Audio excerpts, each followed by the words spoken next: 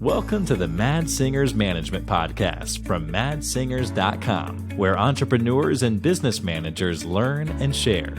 If you like the show, don't forget to leave a review. Hello, and welcome to this next episode of the Mad Singers Management Podcast. Today, I'm joined by the queen of SEO, Viola. Thank you so much for this lovely introduction, Mats. I appreciate it. You're welcome. I'm excited to talk to you today.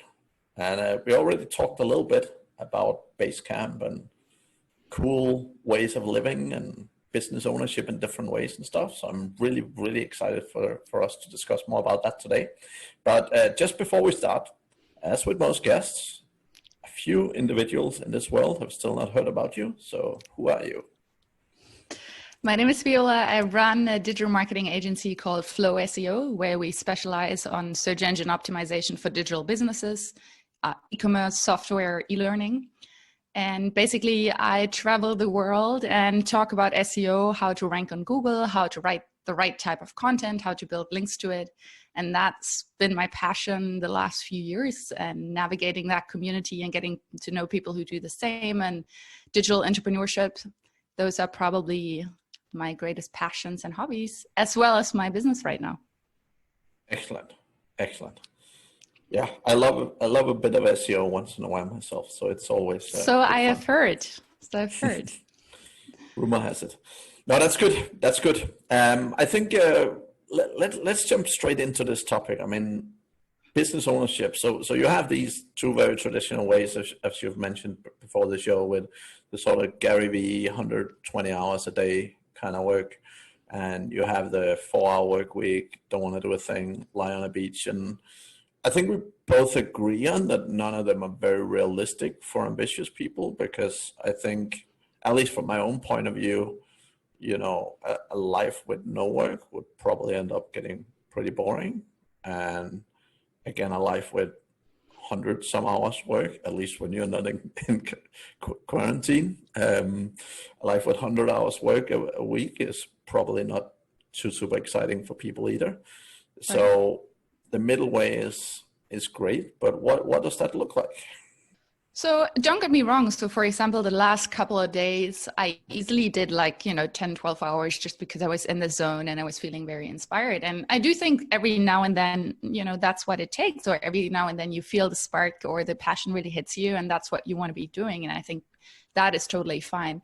But I'm not sure that just putting in long hours is the right way to think about business. And this is, now I think more and more people are waking up to it. And when 5 years ago, the hustle grind away was still like the cool thing to do.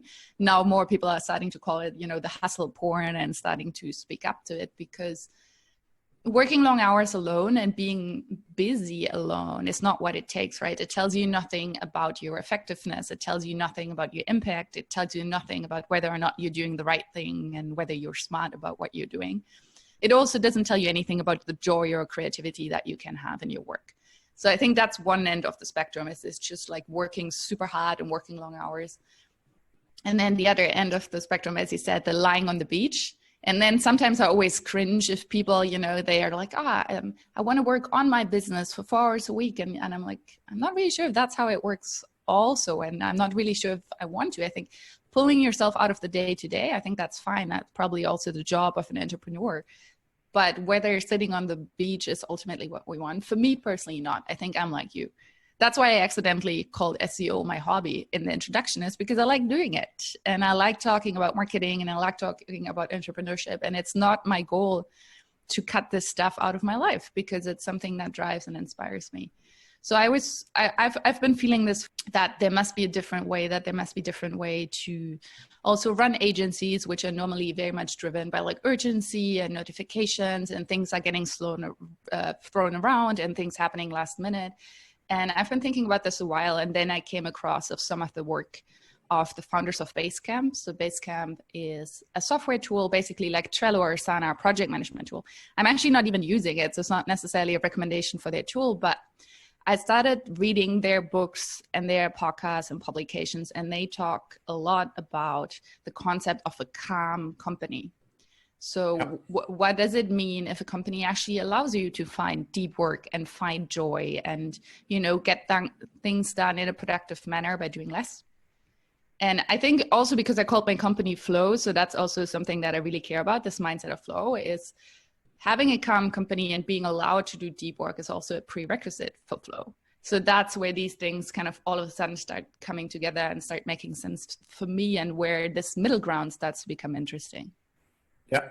No, it sounds, I think we look at it very much the same way. So the way I tend to look at it is that, and this is what I coach a lot of my clients to that situation. But again, fundamentally, if you go to hospital for 2 weeks and can do nothing, will your business crash and burn? Right. And the problem is it's not even just the hours you put in, but it's that dependency that I think is so hard on people, because sometimes, I don't know, if it's a partner's birthday or some special occasion, and they're in a position where they're forced to work because there's certain deadlines or certain things happening that they have to be part of, right? And I think that kind of dependency is what's actually the most, let's call it, dangerous for business owners, right?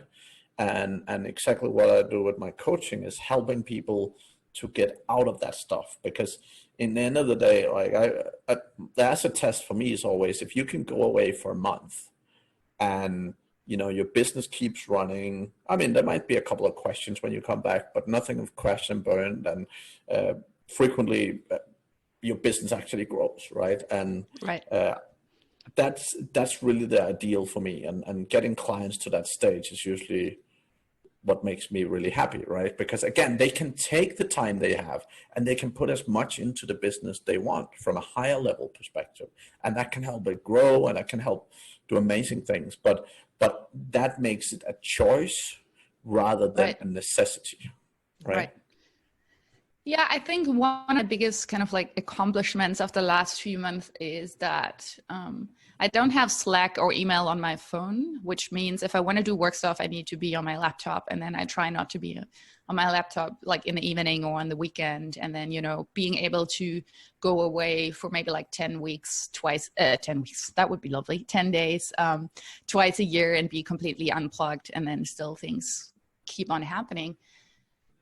But I mean, I think it's also a question of mental and, like headspace, because I can tell you like the few things that cause me also the most anxiety, whether or not someone messaged me or not, is also like, if you're having uncertainty, or if you're having cash flow issues, or if you're worried about losing clients, or if you're worried about the quality of your work, et cetera. And then it keeps kind of like feeding, on me, even whether I might be messaging or not. And I think we need to get under control our notifications and our messaging, and how much we need it, and how much these, like messages keeps popping up and stressing us out on, your partner's birthday or whatever. And then also for me, is like calm company is also about, having a bit of the peace of mind, like, this cat house is not going to fall apart, tomorrow, but certain primal survival mechanisms of the business are sorted so that we can all relax a little bit, and we don't have to worry we're losing our job tomorrow.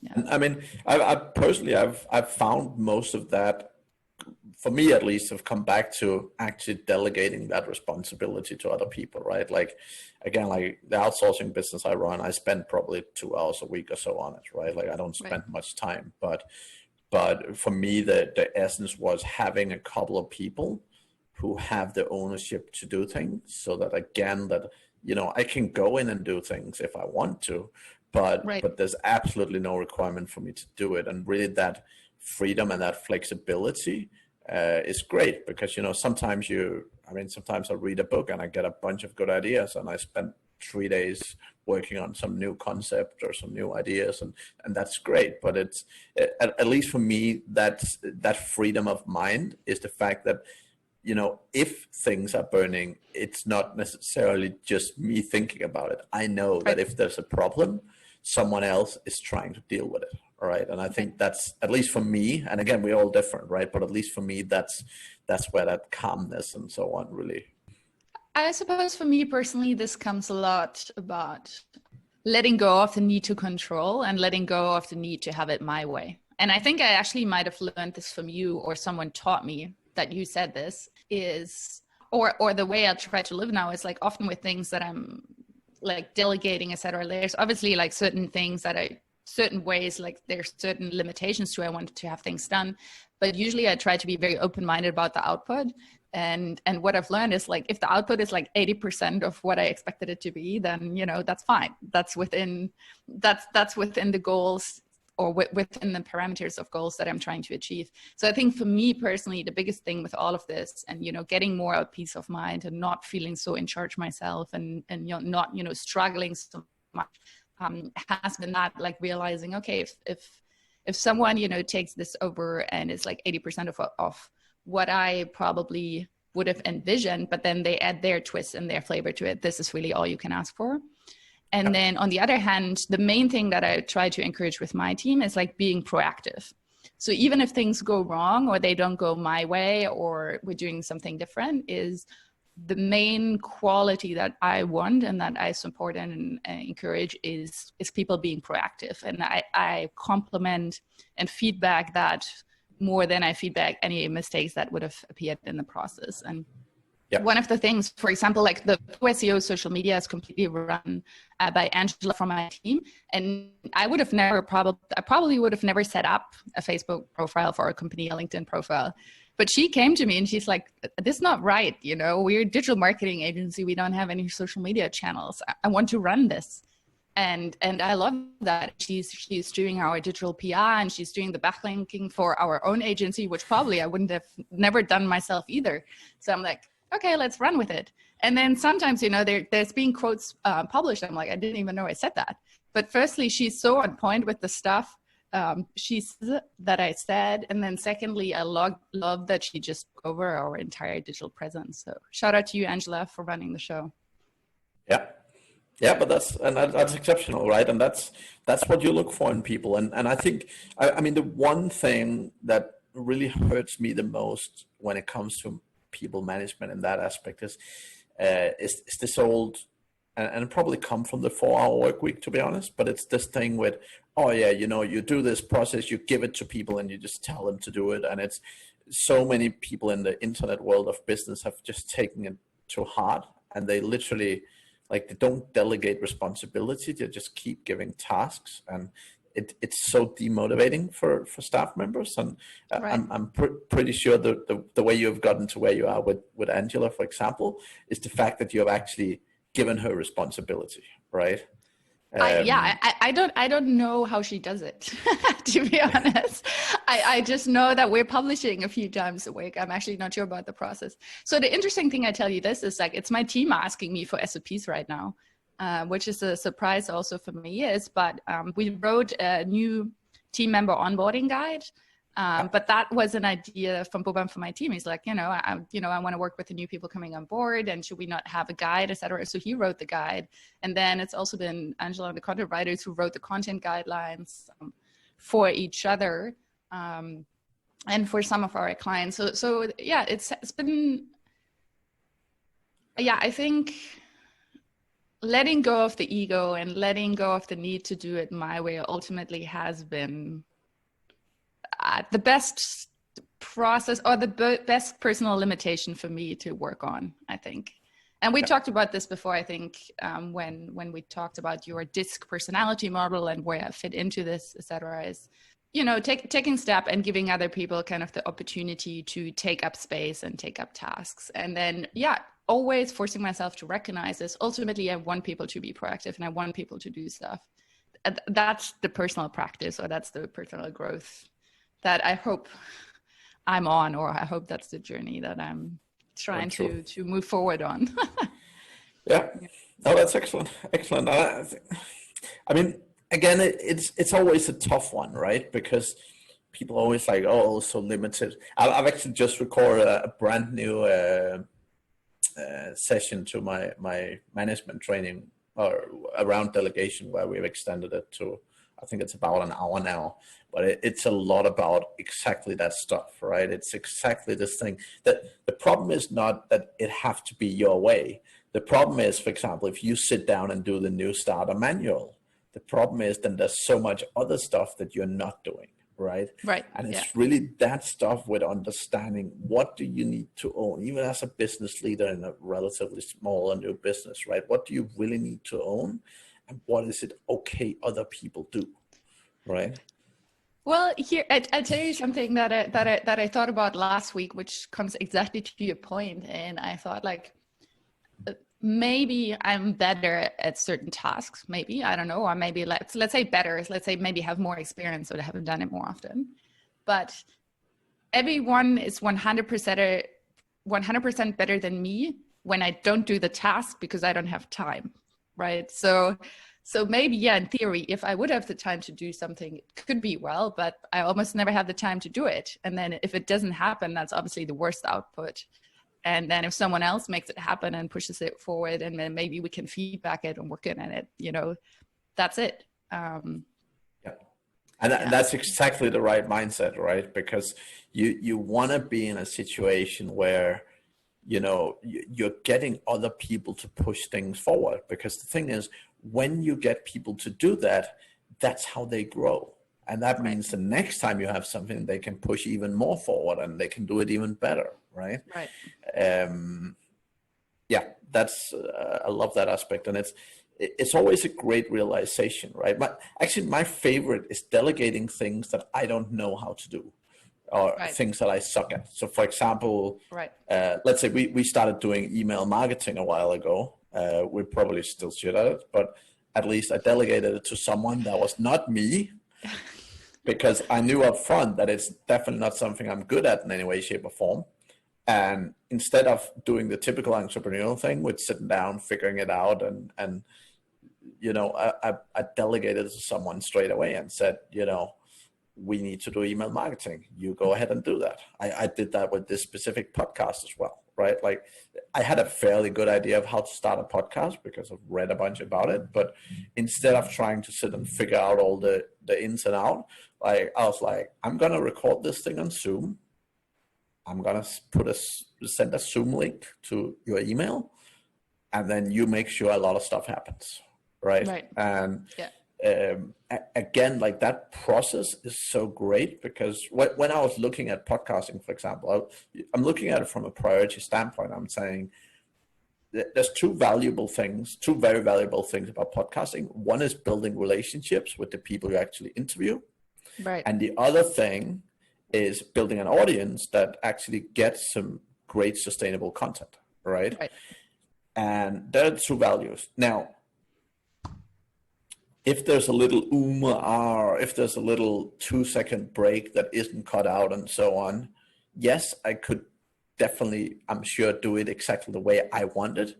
But what is the lack of value, or what is the loss of value if that would happen, right? And compared to whatever else I could do in a business, right? Now, if I was to sit down and edit every episode of my podcast, that would cost me at least an hour a week. Now, I can do a lot better things with an hour. I suppose, so here's another contradiction in the space of entrepreneurship is a lot of people always talk about the MVP and they talk about shipping fast, which I'm a huge fan, because I don't have an eye or the patience for detail. I'm way too, like fidgety, and I want to do the next thing. So I always ship something, shortly before perfection, because I can't force myself to spend, the last few hours to make it perfect. But that's not to say, like, when people talk about MVP, people always talk about ship it as early as possible. And if you're not embarrassed about the first draft, you're not shipping early enough. And I don't believe that. I think the MVP or anything you do, it should be like good enough. I'm not a big fan of this people who push too much for doing something crappy. Just take the iPhone and, record a video. I'm like, okay, maybe, spend some time to learn the 80-20 of making good video and then ship it. I think that would be my philosophy. But what you're talking about, which brings back to my previous point, is this between efficiency and effectiveness, right? So yeah, maybe you can tweak the podcast and really make it 100%. But if in the same time you could be recording a second episode or a third episode, or, be promoting the podcast, that's probably time better spent. So I think navigating that balance between shipping something quickly, but not too crappy, and then also not getting stuck by trying to make it perfect. I think that's a personal challenge for everyone, and you have to see where you sit. And if you had the tendency to ship too early, you maybe need someone to refine your work and polish it. I always need an editor for my writing, for example, is because I'm not going to find typos. I'm blind to them. But then again, I'm getting it edited like for like basic, like structural and grammar mistakes, or I'm not getting it edited to be like a piece of literature that, is going to survive through time and space. And I think everyone has to find their personal sweet spot between shipping and quality. Yeah, I have actually, my writing process is ideal. Basically, my process is I don't write anything. I think I've heard you say that before. and like the thing is, I love the concept of blogs. I love reading great blogs, and I'm such a bad writer that it takes me like 100 years to write 100 words, and it makes no sense for me. I'm actually a half decent editor. Like when we're people writing content, I can sit down and critique it, but that creativity that it takes to actually write content, it just doesn't exist in me. I can do it if I just sit and talk to people.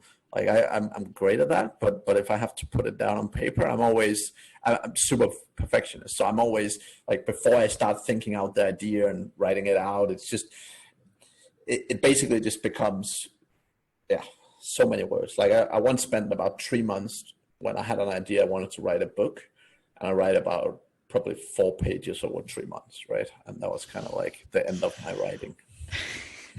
Well, so I tell you, this is like somewhat unrelated, but what I always tell people when they're starting out with content creation is like, man, pick a channel that you like.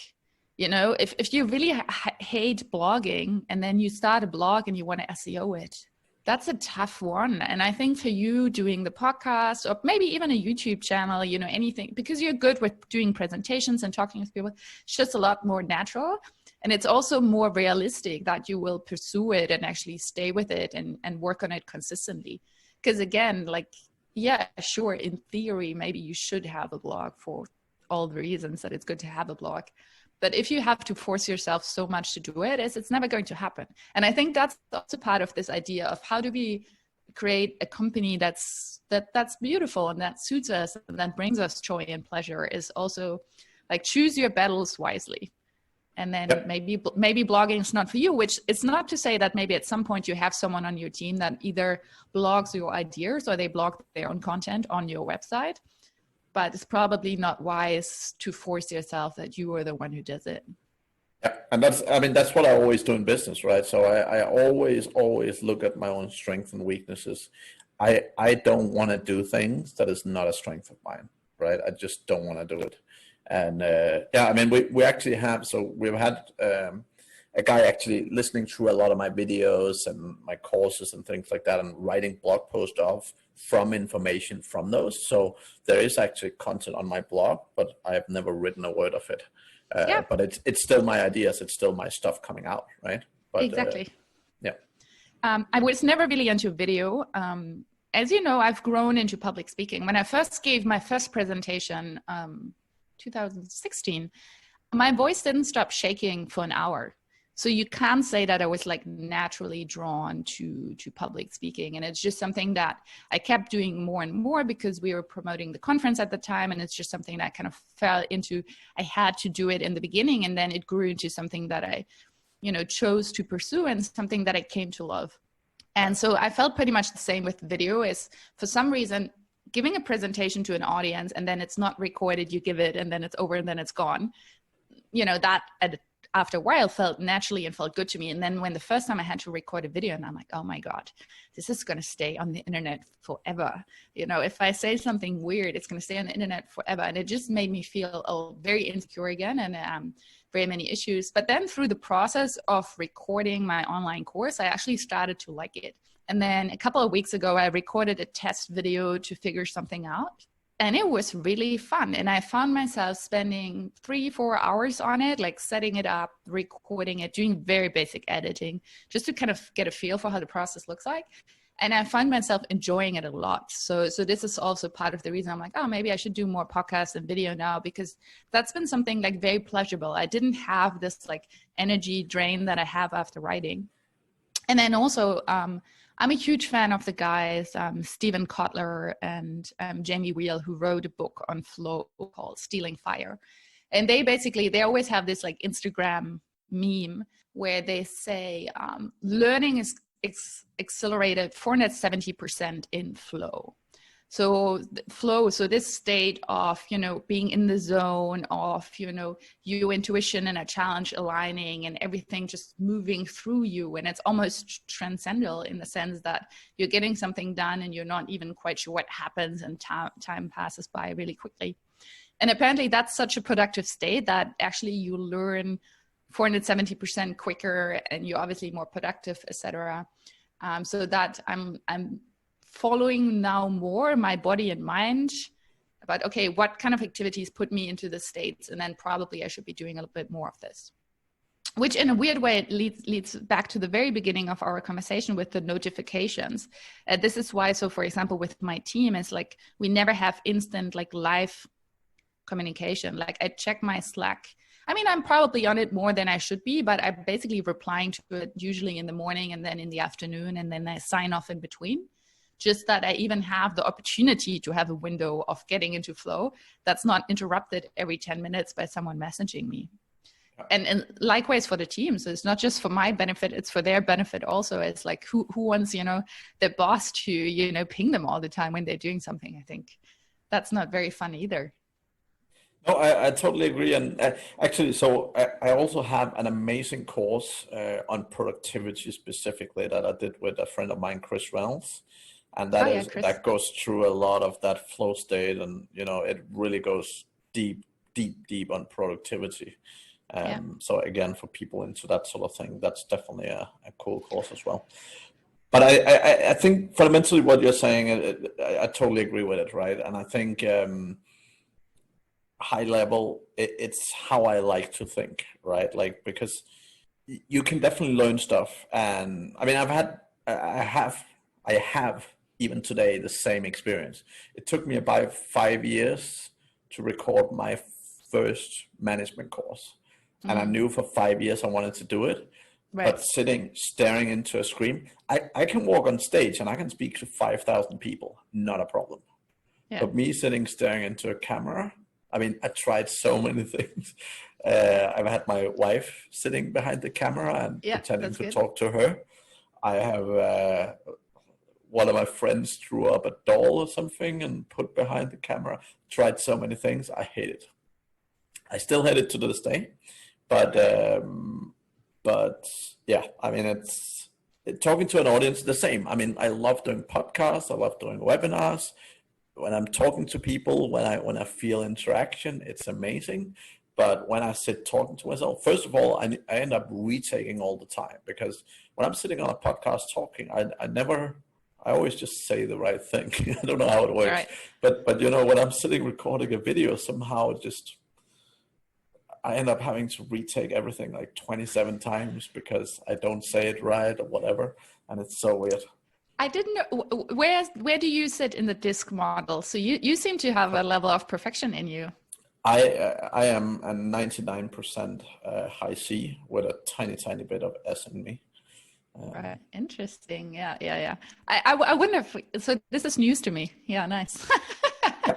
The thing is, it's not very obvious to people because I've learned DISC very well, and because I've learned to really master my strength, but I'm also very focused on really knowing my weaknesses, right? And I think, I mean, one of the things that I've spent the most energy in my life learning is this thing called human beings.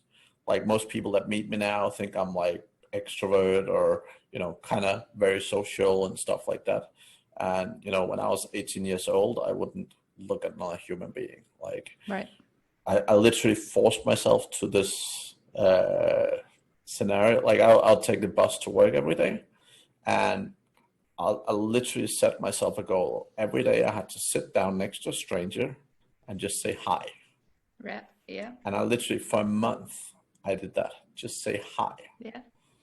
And then after the first month, I would then say, hi, how are you? And in the English language, you don't really have to respond. So right. I kind of, but that was literally how I learned this thing called human beings. because I'm definitely not native.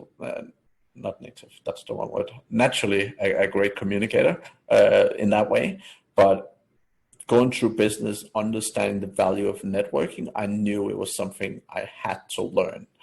And I mean, even to this day, when I'm going to a conference and stuff, I love being surrounded by people, but it's difficult. Like every time I walk up to a stranger and start talking to them, it's difficult. I'm so scared. I can totally relate.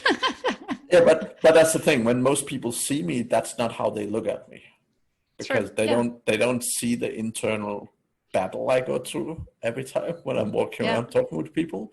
But I do it because I know for business, from a management standpoint, it works. 100%. Well, look, this is also one of the things where I had to overcome the initial obstacle in order to learn to love it. And still, I mean, I go to a lot of conferences, but when I walk into a room and I look around and I know no one, that makes me very uncomfortable. Like, I'm very scared. I feel insecure. I don't know how to approach people. I don't know how to small talk people. I learned small talking a little bit. I realized most people are happy if you just keep asking them questions, because then people like to talk about themselves. So that's kind of my hack now. It's just like not even thinking that I have anything interesting to say in small talk, just keep asking questions and then seeing what unfolds. But inherently, I feel very uncomfortable in a room full of people that I don't know. And there's two things that I learned about this. A is I learned to be okay with being the awkward person who stands alone. Well, because sometimes that's also that then when the insecurity and the fear hits you even more. And I learned that actually from one of my old roommates who could just completely zone out in a conversation and then just be fine with it. And so I learned to be okay with standing alone. So I think that's one of it. And then actually the other introvert networking hack, weirdly, I think is public speaking. Because the fact that you're the speaker, and especially which is always good to be on the first day or early in the morning for that specific reason, is because afterwards people know you, they know what you stand for, and then they approach you with a topic that you enjoy. So in your case, they're going to start talking to you about management, which is something that you like and that you're good at, etc. So you basically, you skip a lot of the foreplay and awkwardness of small talk that you otherwise have. So those are my two tricks. It's like being okay standing alone, and then using public speaking as a way to overcome your fear of big crowds. Yeah, I'd say definitely the small talk. I mean, I'm always the one that asks the weird questions. I'm like, typical first question I would ask people is, so what do you want in life? Or like, I always all these, like, what's the weather like and stuff. Yeah, I can ask them, and I do sometimes, but I like getting to know people differently. Like I always ask these weird, deep questions, and people are like, that's a weird first question to ask someone. And I'm like, okay, well, that works. But yeah, public speaking. I mean, I joined probably nearly 15 years ago. I can't even remember. 12, 13 years ago now. I joined a Toastmaster club for the first time. And again, it was actually, the purpose was not actually around public speaking, but for me, it was still this networking thing. I mean, to all my clients, in a lot of my training, I mentioned Toastmasters a lot, not just for the public speaking, but you actually learn some extremely valuable skills with public speaking. So one of them is body language. And if you're extremely introverted, as I am by nature, you won't know how to use your arms and your body when you communicate. And public speaking forces you to do that, right? And it teaches you, like particularly Toastmasters really teach you how to use your body language. And that translates, like even when I talk today, I've learned to use my body. I've learned to talk with my whole body, not just my lips moving. And that makes me such a much better communicator, right? Yeah. And at the same time, one of the things that I can struggle with is being short and concise. And again, when you're standing on a stage, have a limited amount of time, and you need to communicate an idea, you need to communicate something, it forces you to learn to be much more concise. And particularly as a high C, very detail-oriented person, really learning to boil things down and only share the most important is, I mean, it makes a huge freaking difference, right? I remember when I used to work corporately, I would try and convince my boss to something, and the way I would do that was walk into his office and sit and talk for 2 hours and details about why this was a great idea and so on. And I never realized that after 20 minutes he was kind of sleeping and he wasn't actually listening anymore. but I thought, I was like, being my personality type, I thought that was the right way to do it, right? But I really learned that learning to be concise, learning to put things across in a way that just makes it much more powerful when people actually get it in a short period of time. And that's been the best learnings for me from public speaking. And then all the networking you do, like, because just like you say, when you're on stage, like I don't mind when people come up and talk to me at a conference. I have no problem. Right. If I have to walk up to them and start talking, that's difficult. Right. Yeah, so as long as people, I don't actually care what people come and talk to me about, but as long as they walk up to me and start talking, like I'm okay. Right. Yeah. I'm the same. So yeah. But lots of great hacks. This is interesting with your boss in the presentation, because now I spent this entire podcast saying, like, you got to have impact, you got to be effective. So you would think that I would write short emails or send short presentations. But actually the hardest thing for me, and this is probably where my detail-oriented person comes to play, is distilling down the information that I have into something digestible, which, by the way, in SEO is, I think this is the main thing where you can set yourself apart, because SEO tools are so phenomenally good now, and you can get all the details, everything. But there's a huge difference between data and insight, and you need to turn data into insight in order to be able to sell someone on it. So your boss doesn't want to have all the details. My clients don't want to have a 2,500 word keyword research where it says 400 out of these are great opportunities. What they want me to distill it into, we should be writing these 5 articles, and then send an email that says, like, we're writing 5 articles. And they don't need to have my entire thought process of, we had 2,500 keywords, and then 400 are great because they're low difficulty and great click-through rate and no ads, etc. Like, they don't want to know this. They just want to know we're writing 5 blog posts. These are middle and, top of the funnel keywords, and we're going to get more awareness people. So we have to figure out, a good lead magnet. And so that's what they want to know. But for some reason, so that's still one of the hardest things for me also. It's like distilling these huge spreadsheets and details that I have into something that is fun for people who don't like spreadsheets, and something that they can be sold into. So. And you just explained the problem that 99% of all SEO agencies have. I know. The problem with 99% of SEO agencies, every sales call that I've heard, so many, it's always the same. Yeah, we're really good at SEO. We look at the keywords and we're good at ranking, and we use all these philosophies and all this yada yada detail that the person they're talking to understand absolutely nothing of, right? Yeah. And the problem with SEOs is they sell SEO. So if you want to be successful selling SEO, stop selling SEO and start selling the results. Well, the thing that SEOs get away with, which is selling on keywords and rankings, no other discipline in digital marketing gets away with this. Think about a Google ads agency, a Facebook ads agency that would sell on impressions and clicks.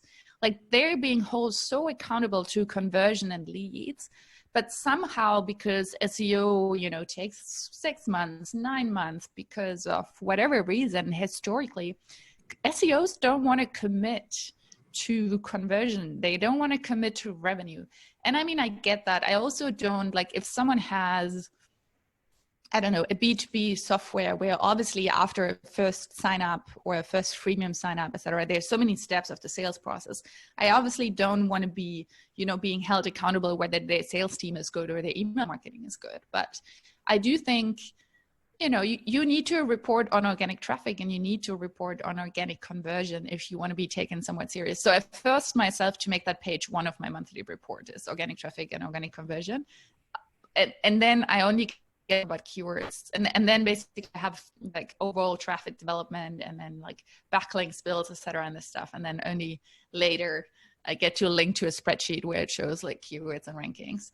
But it's a personality type. Some people really love keywords and rankings. And I think it's also something that intuitively we kind of understand. And there's a beauty in being held accountable for that, especially if you have a site, you know, that has a lot of content and then you build links to it and then keywords are going to go up. So that's good. But that doesn't necessarily, again, tell us something about the impact it has on their business.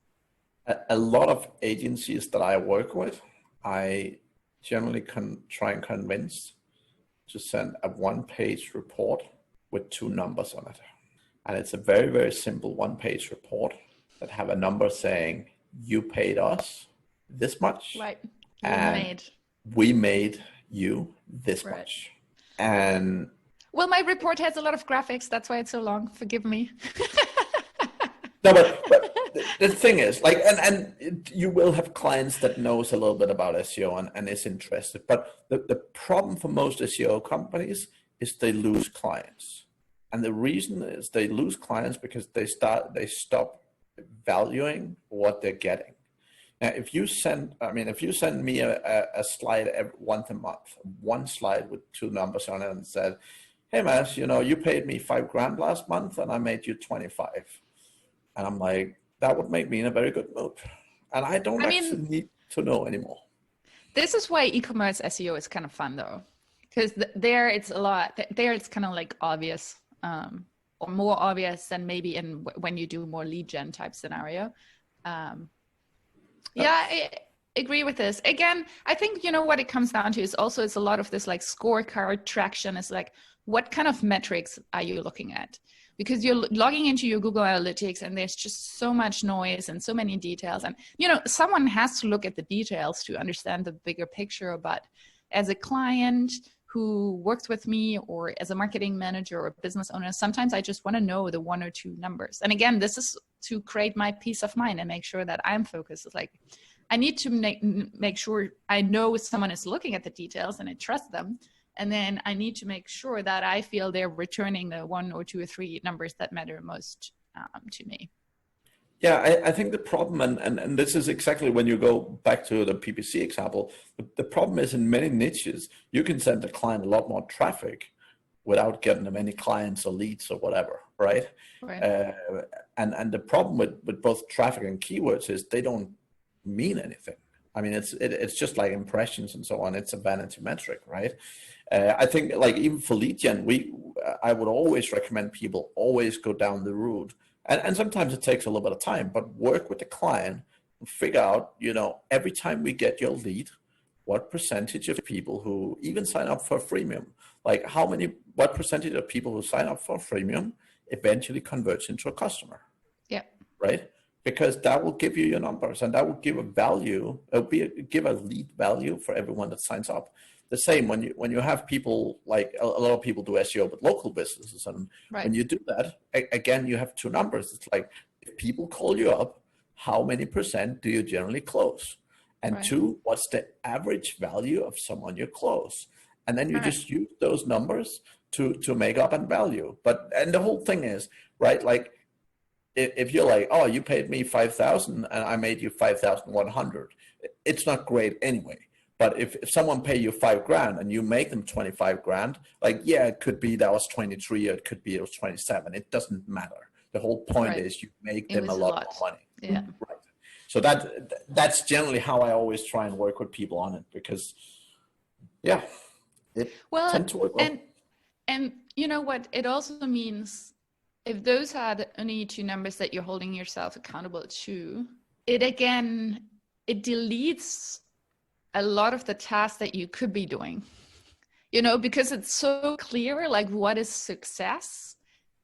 You know, when you're wondering, you know, should I be doing this infographic, or, you know, update this meta description, or should I be doing this? Or should I be writing a new piece of content and build 5 links to it? Now, all of a sudden it becomes really clear what are the things that you should be focusing on and what are the things that you should not be focusing on. What are the things that are moving the needle and making an impact?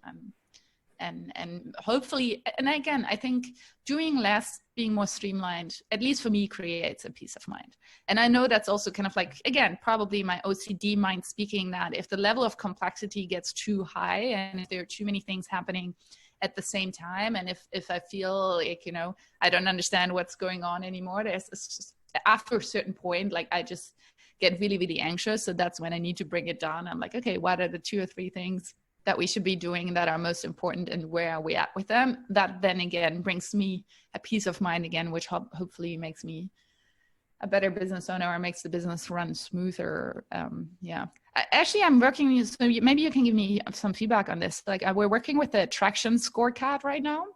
Yeah. And kind of like the most obvious ones for clients is obviously that is what they already report is their increase in organic traffic and increase in organic conversion.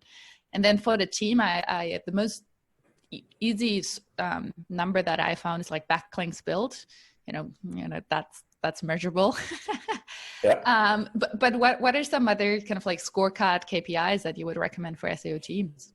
Right. So I'll go a step back, and I'll always, because this is where a lot of people go wrong, is that they don't give the end goal, right? So for example, if you have a team building backlinks, a lot of people would sit down and say, okay, your goal is to send out 100 outreach emails every day. The problem is 100 outreach emails, it's just like traffic. It guarantees nothing. Like if I open the phone book and send it to the first 100 people, it guarantees nothing. Oh, so this is an interesting one. Like, I don't even know that. I have to ask my team. Yeah. Cause so for me, the KPI have always been like backlinks build, and then, then they tell me how many emails they send. But yeah, you're right. Like many people track that also. Many people don't take the end goal. And the question you just asked me, I would look at the same thing. So I'd say the first end goal is how much money is the customer making from what you're doing. Yeah. Now that then boils down to, that then comes from the number of leads, which is then the second most important. And that then comes from, well, how did you generate leads? Well, that was by getting, the right type of traffic. How did that happen? Well, that generally either comes from content or it comes from links or some kind of technical updates, right? So you would say, and this is something I've tried where maybe I'm not super good yet, is assuming on page is tight and internal linking is done well, etc., which is another part of.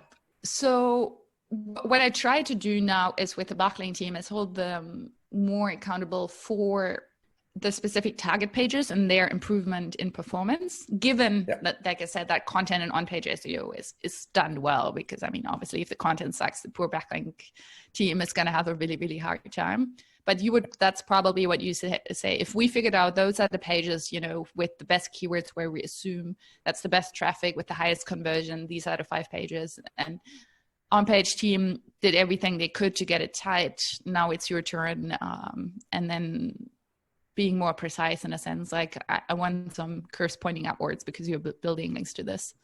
Yeah. I mean, again, if they build 1 million links, but the pages that needs to move aren't moving, that million links doesn't help you. It's true, because we also don't want this to, I mean, rather than having 20 low quality links, which makes the link count look really good, I'd rather have 2 good quality links, which maybe take the same time to build, but then really move the needle. Yeah, see, Mats, you're smart. Team, we have a new job after this interview is released. Yeah, no, but fundamentally, that's the essence, right? Because the same with writers, like most people say to a writer, oh, you have to write 1,000 words a day. Right. No, that's not the goal, right? Like that's a quantity measure, but the goal here is to write a piece of content that gets customers to buy this product, or write a piece of content that get a customer to sign up to this thing, or write a piece of content that does something, right? So that's the goal. So yeah, always try and look, like whenever you set goals, always try and look at the end degree of the goal. What's the end degree? And this is also important for the people to understand. In so many businesses, the business owner understands it, but because they aren't explaining it to the people doing it, even if they were trying to build, for example, the best links, if they don't understand what the best links are, how can they build the best possible links, right? Yeah, you're so smart, because you're right. Because I'm an economist, so we talk a lot about how do you incentivize the market by doing and your team to do certain things, right? And if I make the KPIs build as many links, you're incentivizing to build as many links. But that could compromise quality or context or relevance, etc. And that's not the goal. Is we want to build contextually relevant, high quality links that increase our rankings. And that's the KPI and not number of links. I appreciate that. You just made me smarter in this podcast. Excellent. Hopefully it's something the audience can use as well. Yeah. Right. Viola, it has been a pleasure to have you on. I appreciate you having me and letting me share my ideas and thoughts about business. I actually like it a lot. I said in my messages, I mean, I love SEO and I love spreadsheets, but inherently, I also really enjoy the art of business. I like marketing, I like sales, I like finance, and I appreciate that you gave me a platform to talk about some topics that I normally don't get to talk about.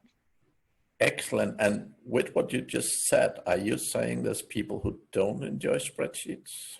They're weird. They're weird. So this is another thing. Is like I have a hard time, and we can talk about this another time. I have a hard time working with people who are very creative, very on the feeling side, very much on the kind of like social inspiration side, and whether that's clients or team members, etc. It's like if I open a spreadsheet and someone starts yawning, I get so insulted. You know, I poured all my love and heart into the spreadsheet, and you're not excited. You know. So we can talk another time about how I can close the gap, because I think actually a lot of creative, inspirational, feeling type people would make really good clients because they have great messages and great ideas. But I need to figure out how I can talk to them without showing a spreadsheet so they don't have to fall asleep like your boss. Excellent. Well, thank you very much. If people are absolutely desperate to get in contact with you, what's the best way to do that?